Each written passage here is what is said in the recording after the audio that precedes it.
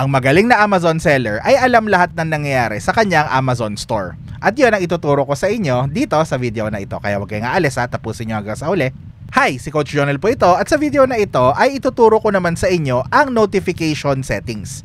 Ngayon, mahalaga itong mga notifications na ito kasi syempre may mga times na hindi mo lang talaga ma-check yung account mo, 'di ba? Minsan may super busy ka. So alam ko naman na tayong mga entrepreneur palaging may iba-ibang ginagawa.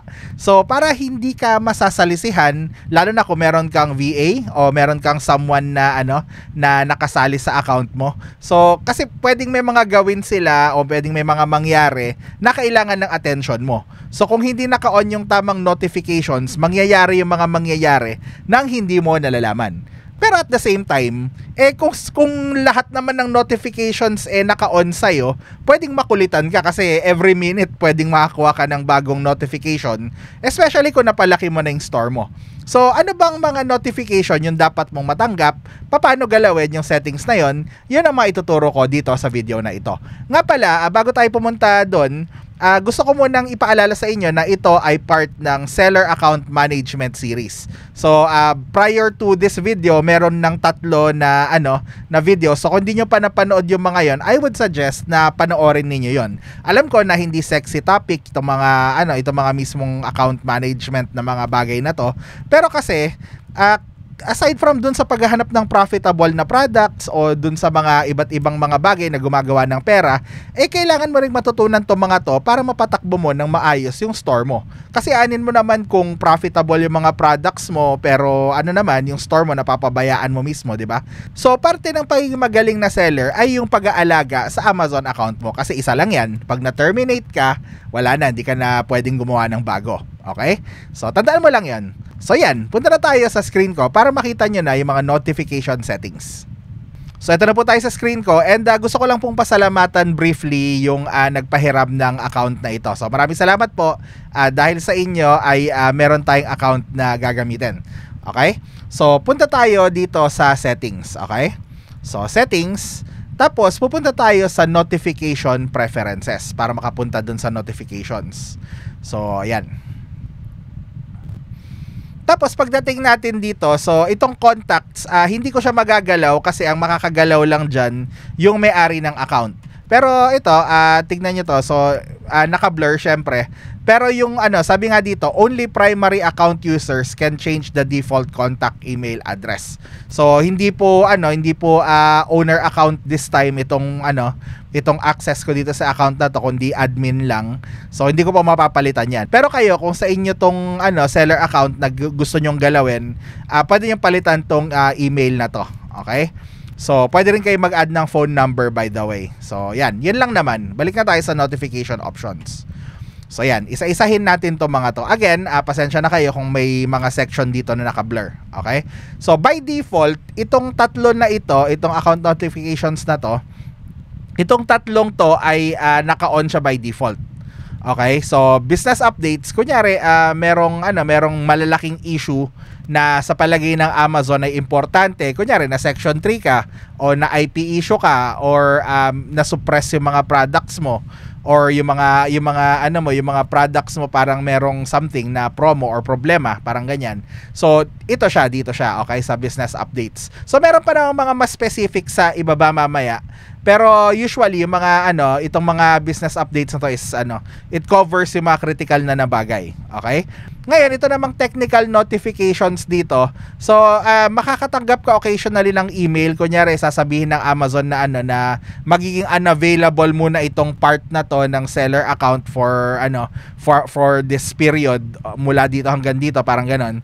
Kasi may aayusin kami, parang ganon. So, occasionally makakuha ka niyan. Madalang lang yan, yung mga technical notifications na yan. Pero hindi naman matagal na mag-maintain yung Amazon. So, yan, okay lang naman yan, okay?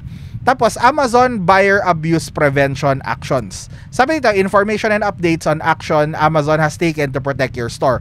So, kunyari, merong mga nag-try na mag-manipulate ng reviews, ganyan. O kaya merong abusive na buyer, kunyari may buyer na minumura ka or something. Yan, may gagawin usually Amazon sa mga yon, and then sasabihan ka na lang na ito yung ginawa namin, parang ganon. Okay? So, naka-on po yan by default, by the way. Pero pwede mo pa rin naman patayin. So, makikita nyo rito, may mga edit button. So, pag click nyo yung edit na yan, pwede mong palitan. May pwede kang i-uncheck. Kunyari ito, Amazon Buyer Abuse Prevention Action. So, pwedeng i-uncheck mo siya. Pero ito, grayed out. Kasi gusto ng Amazon na makuha mo at least yung mga yan. Okay? Tapos, dito sa email, so, nakalagay na kaagad yung default na email dito. Pero, pwede kang mag-add pa ng iba pang mga tao. Okay? Kunyari, meron kang prep center na kailangan nilang malaman kung merong nakuhang mga items, yung mga ganyan. O kaya, meron kang business partner na kailangan din notified din siya sa mga nangyayari sa account. So, yan. Pwede mo siyang idagdag dito. Pwede mo idagdag yung email nila. O kaya, kunyari, ikaw, meron kang separate na personal email, meron kang separate na business email. So, pwede kang mag-add dito. Okay? So, nag-a-apply yan sa lahat ng mga settings dito, yung edit button. So, pwede kang mag-add ng additional na email. Tapos, meron din siyang SMS option, yung iba, phone option, okay? Yun ay pag naglagay ka ng phone number doon sa isa, pag ikaw yung may-ari. So, ngayon, hindi natin magagawa yun, okay? Pero gusto ko lang na makita ninyo na pwede kayong magdagdag ng mga other emails dito, okay? So, cancel na natin, hindi natin papalitan yan, okay? Yan. Tapos, emergency notifications, okay, dapat naka-on lagi yan. Yun ang recommendation ko. Kasi, kunyari nga, may nangyari sa products mo, yung iba dito nag-overlap. So, minsan, pag naka-on na ito, meron pang parang related o siya rin na option dito. So, nag-overlap yung mga yan, okay? So, emergency notification, kunyari, mata-terminate na yung account mo, yung mga tipong ganon, okay, o kaya merong something na nangyari dun sa product mo, this is rare, pero I would say na na kailangan naka-on din ito. Okay? Tapos maganda na maglagay ka ng phone number mo dito kung ako sa'yo. Okay? Kasi yun nga, pag may emergency, hindi pa ako nakakatanggap ng ganyan eh. Pero I'm sure na merong mga nakakatanggap siguro dyan na kunyari product mo nasira, parang ganun or something. Hindi ko pa na-experience sa makakuha ng emergency notification. Pero just having the word emergency there, para sa akin, kailangan naka-on siya. Okay? Kailangan merong something. Okay? So, ito, dito tayo sa FBA Inbound Shipment Status Notifications. Ngayon, pwede mo tong i-off, okay? Especially kung meron kang tiwala dun sa iyong prep center. Okay? Kung may tiwala ka dun sa pinagbibilhan mo, sa supplier mo, may tiwala ka sa shipping, kunyari, subok mo na sila. So, pwede mong i-off yung mga yan, tapos ipaubaya mo na sa kanila. Kasi ako, hindi ako fan ng maraming notifications eh. Kasi parang yun nga, kagaya ng sabi ko, may mga naging clients na ako na talagang malakas yung benta nila, palaging may nangyayari sa account. Kasi ganun yan eh, the more you sell, the more na na nagkakaroon din ng mga bagay na dapat kang i-notify. Ganun lang talaga. So, may tendency na makulitan ka.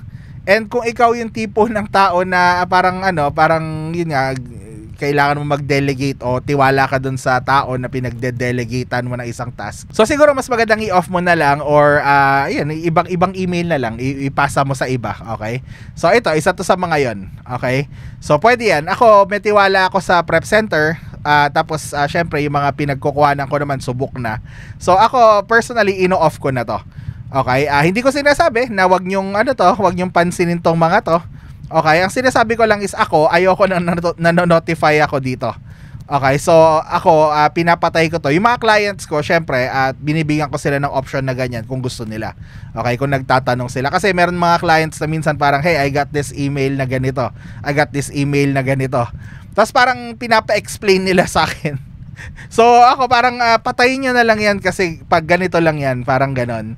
So, ako rin, as someone who manages accounts, ayoko rin na kinukulit ako ng client kasi may mga clients na hindi nila alam kung ano yung natatanggap nila or ayaw nila magbasa, yung mga ganyan. So, pinapapatay ko na lang sa kanila yung mga yan, okay?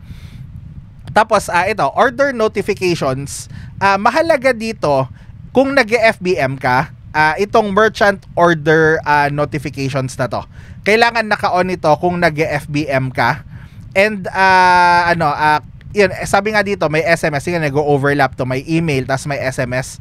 Para sa akin kailangan naka-on to palagi both sa SMS saka email kung nag-FBM ka. Kasi pag hindi to naka-on, parang depende kasi sa setup ng prep center, ano. So meron yung may arrangement ka sa prep center na sila yung magfo-fulfill ng mga ng mga FBM orders mo, okay? So meron yung mga prep center na gusto nila ino-notify mo sila. Gusto nila na ikaw yung bibili ng shipment or ng shipping, okay? Tapos ibibigay mo sa kanila. May mga ganon. Meron naman yung mga prep center or 3PL na na ang gusto nila parang bahala na sila. Parang kailangan mong galawin ito, depende kung nag-FBM ka o hindi. Kung FBM ka, yes, go ahead. Kasi mahirap yung may order ka pala tapos hindi mo alam dahil hindi naka-on yung notification mo. Tapos kapag hindi mo na fulfill yung order dun sa tamang time period, so pwede kang mawalan ng account, as in. So mahalaga to pag nag-FBM ka, okay? So merchant order notifications, turn it on. Kasi pag may umorder, pag kailangan mo siyang i-ship, yung shipping deadline, ayan, makakuha ka ng text. Okay, ganun din dito, kailangan email din. Kailangan kulitin mo sarili mo, or kung sino may in charge dan, kailangan makulitan siya. Kasi mahirap kung may napalagpas ka, kung may nakalimutan ka, na miss ka na order na FBM, nako, mayayari account mo dyan, okay? Tapos Amazon fulfillment order notifications, ito, kung merong umorder na FBA. Ako personally, hindi ko na ino-on to. Kasi para sa akin parang tinitignan ko na lang dun sa account kung may umorder. Parang sa una i-on mo siya kasi exciting pag bago pa lang yung account mo na makakakuha ka ng order. Pero pag napalaki mo na yung account, promise makukulitan ka dito. Parang sige na. Alam mo, pag bago ka, excited kang may umorder. Pero pag tagal mo, lalo na pag experience ka na ang dami mo nang binebenta tas lagi nang may umu-order, I promise you mababad trip kayo dito sa mga order notifications. I promise you. Okay, so may mga magsasabi diyan na mga baguhan, nasasabihin nila sa akin na ba't hindi ko gugustuhin na na makatanggap ng order notification. Pero I promise you, pag nagtagal kayo at marami na kayong nabebenta, magiging irritation yan sa inyo. So ito namang multi-channel fulfillment notifications na ito. Ito kasi yung Amazon, yung FBA program nila, pwede mong gamitin yun na fulfillment method para sa ibang store mo. Medyo kailangan ng buong explanation, kailangan ng buong video para dito. Pero ang short of it is, kunyari meron kang Shopify store, tapos gusto mong i-fulfill ng Amazon yung Shopify orders mo, pwede mo actually gawin yon through multi-channel fulfillment. Gawan na lang natin ng separate na mas dedicated video yan in the future. Pero kung sa Amazon ka lang nagbebenta, i-off mo na lang yan. Or pwedeng leave mo on, I guess, hindi ka naman makakatanggap ng notifications, okay? Pero nagiging especially mahalaga yan kung ginagamit mo yung yung multi-channel fulfillment na yan. Kunyari, meron kang Shopify store or meron kang ibang website ganyan na nakadikit sa Amazon. So, Amazon yung ginagamit mo na fulfillment. Kung ang tanong is, lang, pwede pala yung Amazon na pang-fulfill ng order sa Shopify? Opo, pwede. Pwede po siya, okay? Again, that's a separate video kasi medyo complicated na mahaba-haba, okay? So, anyways, yun.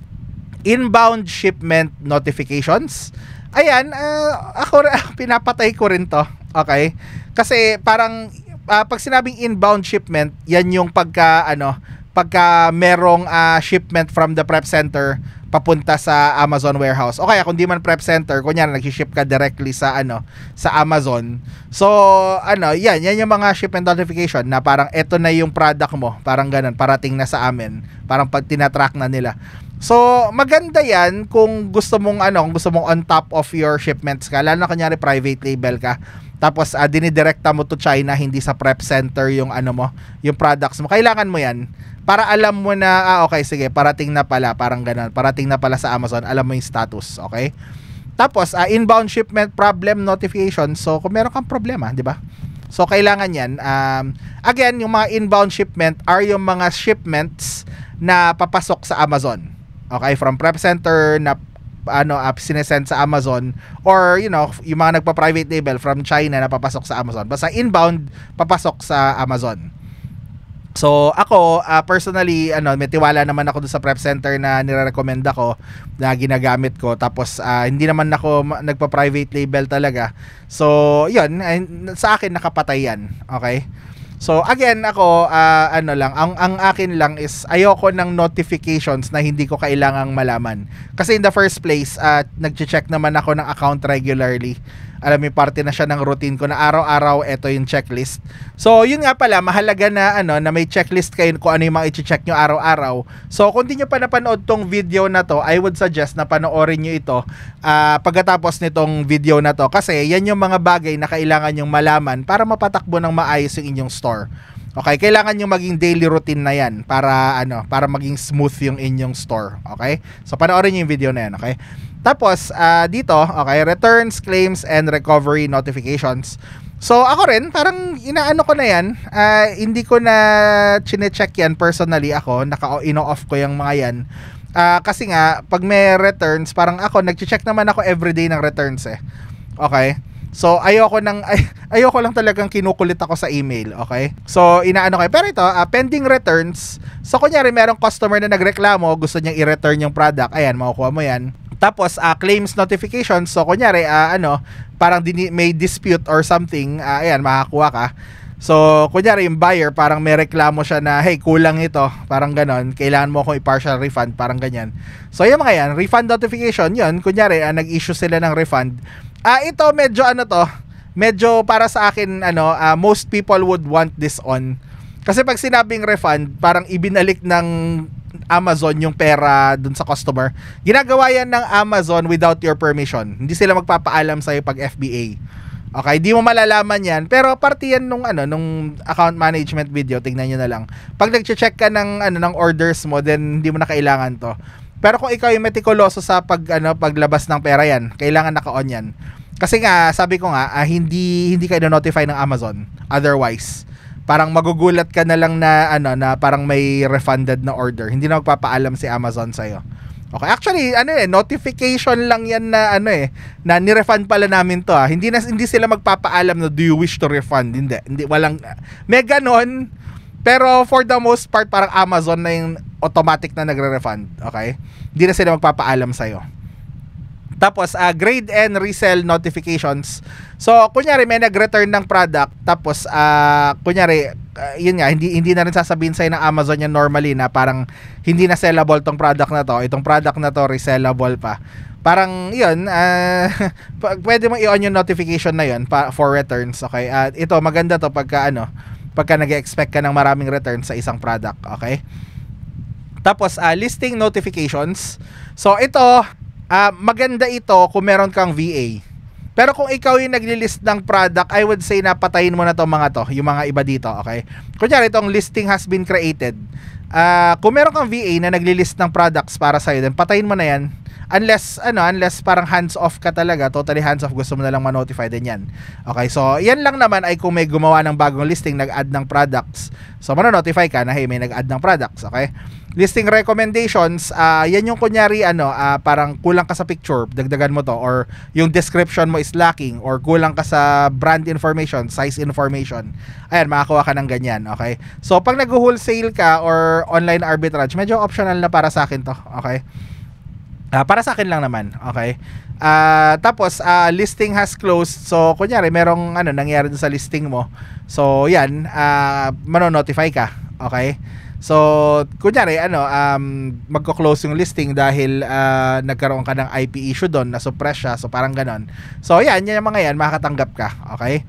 Tapos my listing has compliance requirements. So kunyari compliance, kunyari may binebenta kang product, tapos all of a sudden na siya, parang nagkaroon ng regulation na parang hingan ka na ng something na document. Yan, makakuha ka niyan. Okay, compliance requirements. Kundi ako nagkakamali, may mga products na parang Prop 35 ba yun? Nakalimutan ko, basta may mga bagay na sa California hindi siya pwedeng ibenta. Parang gano'n, Prop 35. Tapos may kailangan ka ayusin. Nakalimutan ko ano yun, Prop 35 nga ba yun? Pero may mga gano'n. Okay, kung gusto mo lang makakuha ng notifications din yan yun. Tapos, inventory has removal orders. Okay, kunyari merong automatic removal, ayan, malalaman mo. Okay, o kaya gumawa ka ng parang may setting kasi sa removals, gagawa tayo ng separate video. Pero kunyari merong mga products na for removals na pag sinabing removals meaning i-remove dun sa FBA storage. Either ibabalik sa'yo or i-destroy or something. Yan, makakuha ka ng notifications. Okay? Tapos, reports. Ayan, kung nagbabundles ka, ito, okay to. Okay? Pero alam niyo yun, I mean, you know, hindi ko na to ino-on, to be honest. Okay, open listings, parang itong mga to hindi ko na ginagalaw tong mga to. Okay, so ito yung mga listings na ano, na pag nag-generate ka ng report basically. Okay, so pag nag-generate ka ng reports, ayan, magkakaroon ka ng ng notification. So kung ikaw yung nag-generate ng reports, pwede mo namang i-off na lang yan kasi pamparami lang yan ng ng emails na makukuha mo. Okay, so sold listings and mga reports yan. Okay, pag-uusapan din natin reports section in another video. Okay, pero tuwing gagawa ka ng reports, ayan, makakakuha ka ng notification. Okay, so maganda yan kung meron kang hinire na tao na nag-handle ng ganyan. Okay, tapos Amazon Selling Coach notifications, ito pinakaayaw ko to. Isa sa mga pinakaayaw ko.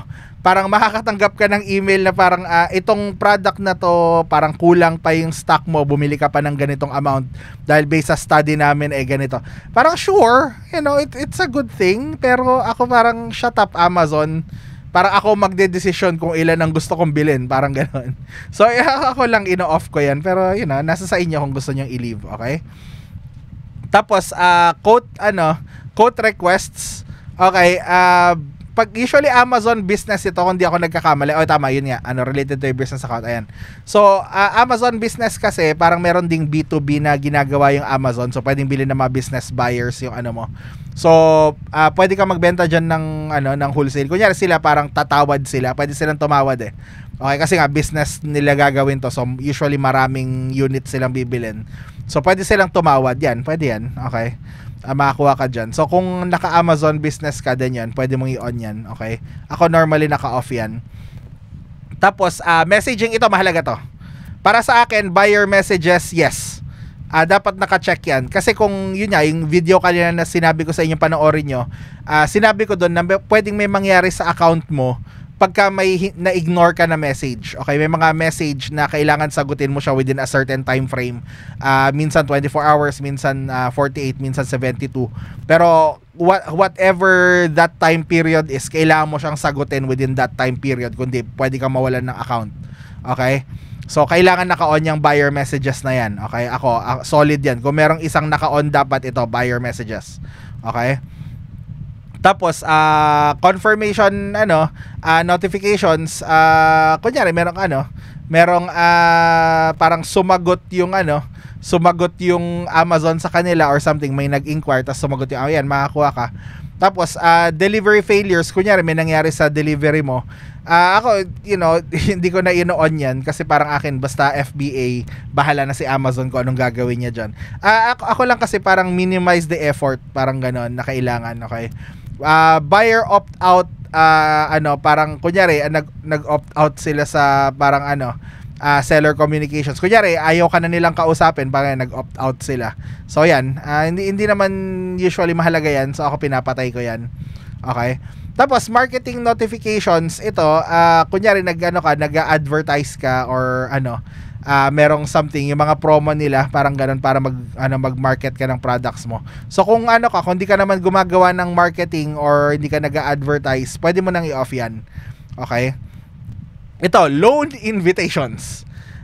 Kung mapapansin nyo, meron yung mga matagal ng seller na meron silang Amazon loan na available.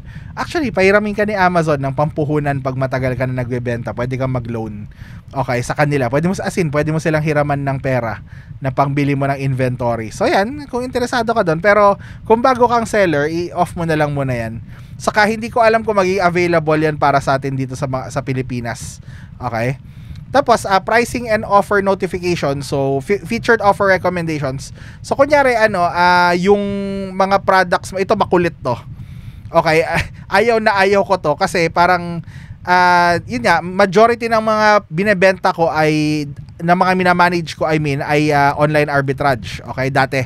Ngayon, syempre, karamihan nun hindi agad buy box eligible, hindi ka agad featured offer eligible. So, nakakainis yan. Ang dami, lalo nung marami akong kliyente, ang dami niyan. Parang, okay, ito, hindi to featured offer eligible kasi mataas yung presyo.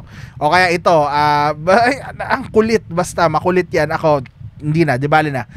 Kung nag-online arbitrage ka, which I don't recommend anymore, by the way, na gawin ninyo as a business, ayan, patay nyo, patay nyo na lang yan, nakakabuisit yan, promise. Tapos, pricing notification. So, kunyari, nag-ano ka, ayan din, makulit din yan, okay? Nasasabihin nila na you could get the featured offer for this price. Parang shut up, Amazon. Alam nyo yan. So, yun yung ano ko, yun yung medyo informal na explanation ko dito sa dito sa notification settings na to. So, ayan, pag-aralan nyo na lang and tignan nyo ng maigi kung gusto nyong kung gusto nyo pa ng mas detalyadong explanation, okay? Ako, I just tried to explain it in a way na parang mas madaling intindihan sa opinion ko lang, okay? And then, syempre, kung may mga tanong pa kayo, sumali kayo dun sa Facebook group ko. Meron link dyan sa description. I-check nyo na lang. Libre lang sumali dun, and then, nandun ako, nagla-live stream ako. Sumasagot talaga ako sa mga tanong. So, sumali kayo doon, promise. Maganda yung makukuha nyo, makakuha kayo ng support sa akin. And libre lang naman, walang bayad. So, bakit di pa kayo mag-join, di ba? So, yun po. Maraming salamat po sa inyo. And kung nakatulong sa inyo ang video na ito, so, wag nyo pong kalimutan na i-like. Tapos, kung may mga comments kayo, or tanong, or content suggestion, so, ilagay nyo lang po sa comments. Tapos, syempre, mag-subscribe na rin kayo kung di pa kayo nakasubscribe para matuwa naman ako, di ba? Maraming salamat po. Si Coach Jonel po ito, and I'll see you next video.